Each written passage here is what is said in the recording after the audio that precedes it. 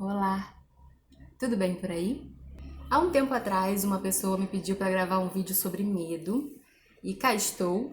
Tem um tempo já que essa pessoa me pediu, mas nesse momento eu tô passando por uma situação que eu tô trabalhando bastante o medo e hoje mesmo eu tive um sonho que falava de medo. Interessante, eu tive esse sonho e eu já tinha me programado de gravar um vídeo hoje sobre medo. E aí na noite essa noite agora, né, de ontem pra hoje, eu sonhei com isso. E aí só consegui fazer o link disso há pouquíssimo tempo, um pouquinho antes de começar a gravar esse vídeo. Mas enfim, vou falar um pouquinho sobre como lidar com o medo, mas antes eu preciso falar algumas coisas. Primeiro, vou falar da minha experiência, vou falar de um pouco do que eu estudei, mas o que eu vou falar não é a verdade absoluta, é apenas a minha sensação e percepção desse tema, né?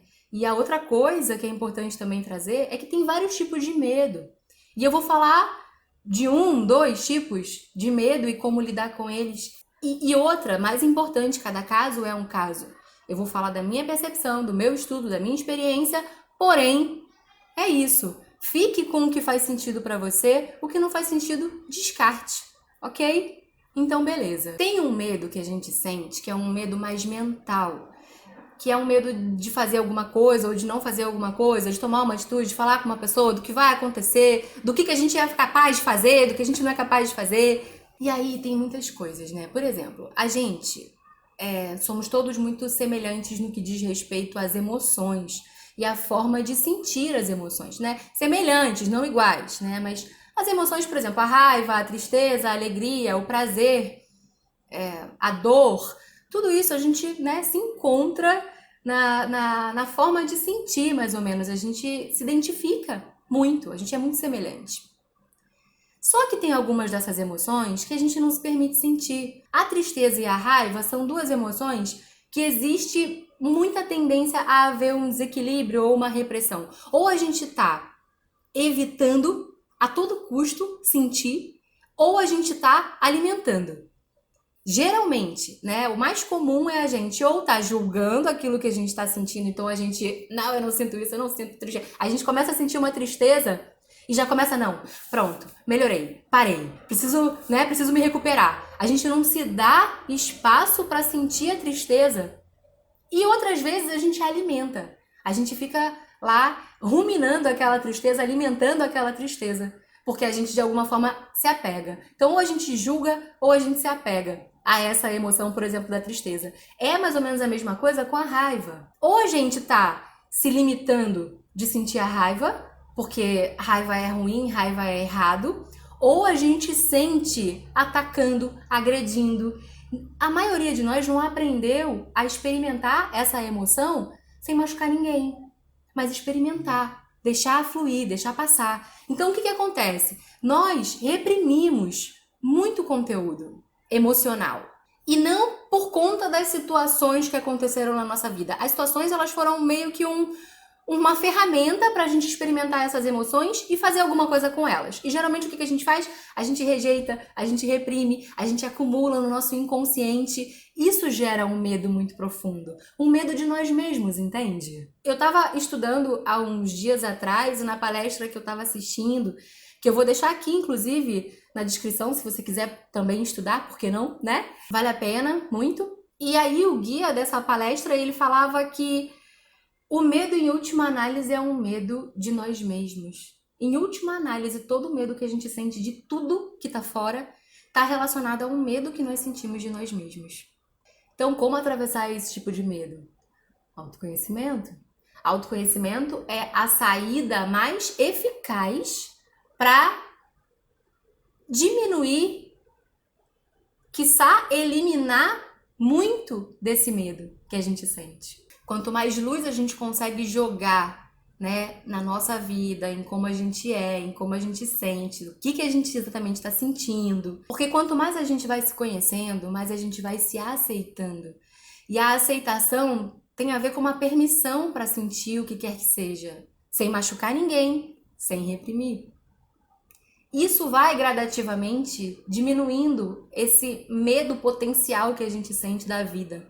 Faz sentido isso para você? É claro também que existem na minha concepção, paliativos, por exemplo. Como é que eu faço, né, além do meu percurso de autoconhecimento que não para? Eu sou uma buscadora incansável da minha verdade. Sei que meu caminho é muito longo, mas eu tô nessa, eu tô realmente buscando me conhecer cada vez mais. Além disso, eu faço algumas outras coisas. Por exemplo, uma coisa que me ajudou muito numa época que eu tava tendo crises de ansiedade, de pânico, e eu vou falar um pouquinho sobre esse medo, esse tipo de medo também, que pra mim tem a ver com o medo. Mas enfim, nessa época, o que eu fazia? Eu lembro que eu comecei a tomar pequenos riscos, assim. Por exemplo, eu tenho muito medo de altura, ainda tenho. Mas nessa época especificamente, eu comecei a saltar. Eu gosto muito de cachoeira. E aí eu comecei a fazer saltos cada vez de alturas maiores, assim, das pedras. Pequenos riscos, sabe? Pequenos movimentos que a gente consegue fazer, que estão mexendo com o medinho que a gente tem, mas a gente é capaz de atravessar. Isso é uma forma de ensinar o nosso cérebro a lidar com esses medos, entende? E isso não é, para mim, a solução. Para mim, a solução realmente é o autoconhecimento. É cada vez mais se investigar, se entender o que está sentindo, buscar ajuda se for necessário, se não conseguir fazer esse movimento. Mas o não julgamento e o desapego, eles precisam acontecer para que o medo não tome conta. E uma forma muito especial, muito eficaz nesse plano aqui que eu conheço de trabalhar o não julgamento e o desapego é o autoconhecimento. Essa é a cura profunda, a presença, essa é a minha percepção, ok? E quando a gente, por exemplo, tem um medo muito grande de fazer algo que faz o nosso coração vibrar, mas a gente tem muitas vergonhas, muitos medos, muitas travas, muitas barreiras. Tem também um caminho, assim, que é fortalecer a confiança naquilo que você quer fazer. Fortalecer a confiança de que aquilo é realmente importante. Isso que a gente está buscando, mas que a gente tem medo de passar, ou de fazer, ou de acontecer. Procura investigar e investir na confiança, no bem que isso pode fazer, tanto para você quanto para o mundo.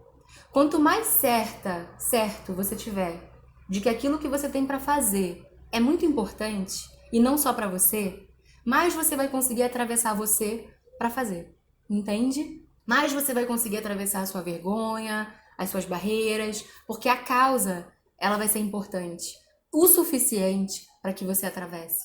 Então, se você não está conseguindo atravessar, se você tem uma causa e não está conseguindo atravessar por conta do medo, trabalha nessa causa, trabalha na confiança dessa causa. Uma hora ela fica maior dentro do seu coração, e quando ela fica maior, não importa. Eu fiquei emocionada agora porque hoje é um dia que especialmente eu tinha me programado de gravar esse vídeo sobre esse assunto e mais uns outros, não sei se eu vou conseguir. Minha cabeça tá explodindo. Hoje, aqui no Rio de Janeiro tá bem quente.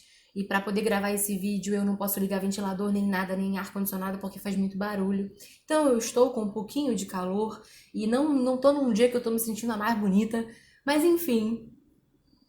E é isso, é mais importante eu dar voz a essa voz do meu coração do que me deixar render por um calorzinho de Rio de Janeiro ou por uma olheira absurda que tá com base, não sei se dá pra perceber, ou essa dor de cabeça também que tá terrível, mas eu sei que tem a ver com o sonho que eu tive. Geralmente quando eu tenho sonhos fortes, eu acordo com dor de cabeça e procuro não tomar remédio pra conseguir lidar com tudo, né, pra não fugir. Então essa dica, né, de se aprofundar na causa e aprofundar a sua confiança na causa, essa dica ela pode te ajudar bastante. Junto com essa outra dica de tomar pequenos riscos, né, buscar pequenos riscos para atravessar, assim você vai ensinando o seu cérebro a fazer esse movimento. E, por fim, autoconhecimento. Começo, meio e fim, autoconhecimento, porque é ele sim que vai te ajudar a confiar em você e confiar que tudo que acontece com você é pro seu bem, e isso te traz um desapego do que quer que possa acontecer, tá tudo certo, e um não julgamento, muito, muito, muito importante também nesse processo do medo. Mas tem também um medo que a gente sente, que é muito bizarro, eu pelo menos já senti, eu já tive algumas crises de ansiedade, de pânico, e a minha percepção particular Nossa, eu sentia nitidamente, pelo menos das últimas vezes, eu me lembro perfeitamente de sentir o medo me tomando inteira, como se de baixo pra cima, assim, ele fosse tomando todo o meu corpo. Eu não sei se isso já aconteceu com você, mas eu já fui realmente tomada, invadida pela energia do medo. E não só em crise de ansiedade. Já aconteceram, tem situações que acontecem, né? São gatilhos que ativam esse medo e é algo que fica maior, assim, a gente não consegue pensar, a gente não consegue. Muitas vezes a gente foge desse medo, entrando na agressividade, por exemplo, é uma forma de fugir desse medo, ou entrando no vitimismo. Como é um medo meio físico, a gente evita sentir isso, porque parece que a gente vai morrer se a gente sentir isso, né? E as últimas vezes eu lembro que eu senti esse medo, não tem muito tempo, né? Eu tive duas situações esse último ano de 2019, passei por duas situações que eu me lembro no mínimo, assim, que eu fui tomada pelo medo. Não por uma ansiedade, mas uma situação, talvez uma ansiedade sim, mas uma situação que aconteceu que eu falei, putz, agora babou. E aí eu realmente senti o meu corpo sendo tomado por essa frequência do medo. E o que eu costumava fazer antigamente era explodir. Antes desse medo me tomar inteira, eu explodia. Eu atacava alguém, eu começava, eu mudava o assunto, eu buscava alguma situação, alguma falha no externo, assim, pra poder atacar, culpar, julgar, transferir aquilo, sabe? Culpar alguém, responsabilizar alguém, sentir raiva era uma forma que eu usava realmente pra fugir desse medo.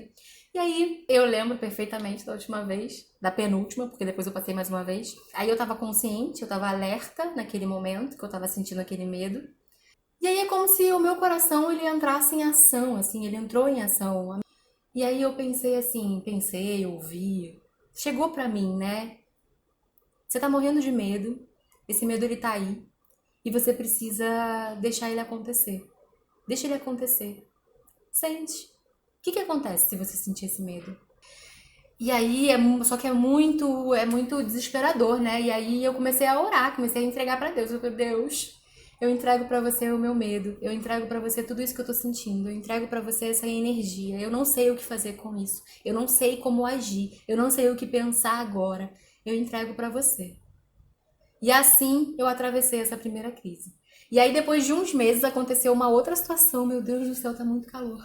E depois que eu atravessei essa situação, começou a cair para mim várias fichas a respeito de um medo que meio que estava dentro de mim e que precisava de uma oportunidade para ser expurgado. E eu me conecto muito com as crises de ansiedade, de pânico que eu tinha. Eu sinto que também era uma forma de meio que desestabiliza para depois estabilizar mais alinhado, sabe? E quanto mais consciência eu venho tomando da importância de sentir, de deixar acontecer, buscando não atacar ninguém. Porque quando a gente ataca, primeiro, a gente foge daquilo, então aquilo continua dentro da gente. E segundo, a gente cria mais karma, não é mesmo? A gente cria mais situações de desequilíbrio no futuro. Então, sentir sem fugir. E se ficar muito difícil, entrega para Deus. Procure o seu mentor, o seu anjo da guarda, como você acreditar. Peça para te dar a mão nesse momento de perrengue e atravessa. Porque o caminho, seja num medo do medo, num medo sutil, num medo de fazer ou num medo profundo, o caminho é atravessar. Não tem nada errado. Tudo tem um propósito na sua vida. E só complementando para finalizar, eu vou falar sobre o sonho que eu tive rapidamente, né, hoje, essa noite. O tempo tava normal, tava meio nublado, mas um nublado meio com sol, só que eu tava com medo do tempo fechar e de ter um temporal e de acontecer alguma coisa muito ruim. Não tinha aparentemente nada que me dizendo que tinha alguma coisa muito ruim, mas eu tava com medo, não só eu. As pessoas ao meu redor estavam com medo, estavam buscando algum tipo de proteção. E aí eu encontrei um lugar, né, para um refúgio, digamos assim, contra essa tempestade, para me proteger dessa possível tempestade que eu não sei de onde eu tirei. Só que assim que eu chego no local e que eu vejo que é um local seguro, eu começo a entrar em contato, né, com essa segurança, eu olho para a porta dos fundos e já tem alguém entrando porque a porta estava aberta. E aí eu sinto medo, porque o que vem pra mim é, nossa, vai entrar o mal vai entrar, eu vou ser invadida, eu vou ser massacrada, eu vou ser dizimada agora, deixei a porta aberta, babou. E aí, para mim, a surpresa real, assim, entra Jesus pela porta dos fundos. Eu só tive dois sonhos com Jesus até hoje, né? E nenhum dos dois sonhos eu consigo. Essa é a minha verdade, né? Tipo, eu não vi aquela divindade com aquele brilho todo que eu imagino que seja quando a gente tá na presença de uma entidade de tanta luz que é Jesus, que eu acredito com todo o meu coração. Das duas vezes, eu lembro da primeira vez era o holograma, inclusive, de Jesus, não era nem Jesus, e dessa vez era Jesus homem, Jesus humano mesmo, só que a roupa era Jesus, era a roupa, era o cabelo, era o rosto, e eu via o rosto com detalhes, por quê? Apesar de às vezes falar, né, como se eu fosse muito, tivesse certa das coisas e tivesse a verdade absoluta, eu sou muito cética, eu questiono tudo. E no meu universo simbólico existe um registro de que quando a gente não consegue, nem sempre, mas muitas vezes quando a gente não consegue ver o rosto daquela pessoa, daquela entidade, pode ser que seja uma farsa, um obsessor disfarçando, porque é difícil eles conseguirem plasmar o rosto no plano astral, enfim, eu via o rosto. Era como se o meu inconsciente estivesse tentando me dizer assim, filha, para de achar que é o mal. Para de achar que tudo vai acontecer de ruim. Começa a confiar que tudo que acontece é pro seu bem. Às vezes a gente foge do medo, às vezes a gente luta contra o medo ou foge dele a todo custo. Foge de atitudes e situações que possam gerar esse medo. E às vezes é lá que está a nossa cura. Eu acredito nisso com todo o meu coração. E é isso. Não fuja daquilo que você sente. Não fuja daquilo que o teu coração tá te convidando a olhar, a trabalhar, a fazer. Toma o risco. Um passinho de cada vez, no seu ritmo. E sempre usando como base o teu autoconhecimento. O conhecimento das suas emoções, das suas reações, do seu comportamento, das suas estratégias, dos seus medos. É isso. Eu espero ter colaborado pelo menos um pouquinho com esse tema. Se você tiver alguma dúvida, você pode falar comigo, tá bom? Eu fico à sua disposição. Gratidão. E qualquer coisa eu tô por aqui.